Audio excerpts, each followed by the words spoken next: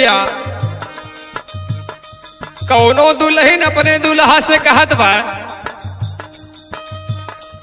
कहला ई लकड़ी गोईठी से खाना ना बनी। अब कहला कि अपनी दुनिया के देख के चला। कहले का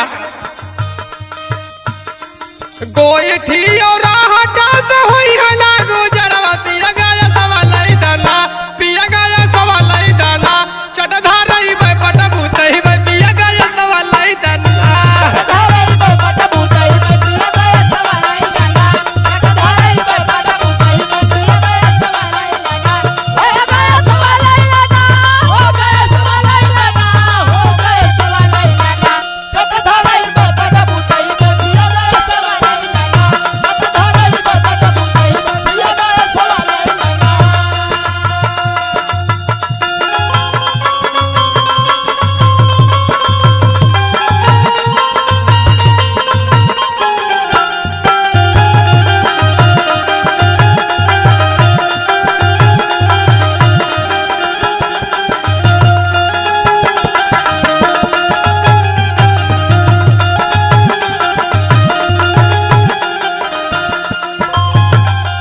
देखा ये भैया आजकल के मेहरारू बड़ी सुविधा सोचत है। हाँ भैया और का कहत बा डेबरी या कूल फीस काहे डेबरी सेबरी की जमाना खत्म हो गए बड़े दूर चला गए। सही कहा था डेबरी या कूल फी पे होई है ना गुजरवा पिया बिजुलिया लाई दाना पिया बिजुलिया लाई दाना चटधारई बे पटबूतई बे पिया बिजुलिया लाई दाना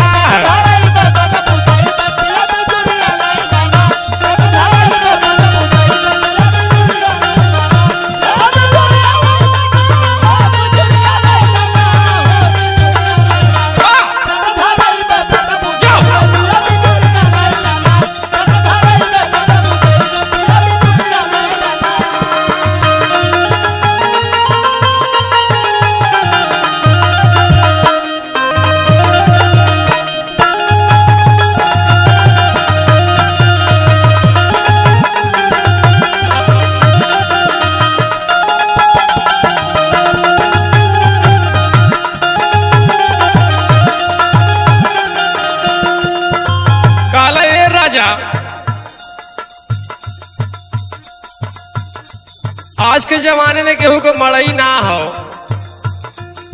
टाटी ओटी से गुजारा ना हो कि टाटी बानी गुजारा कैली। पक्का बनवावा एकदम बढ़िया पक्का बनवावा।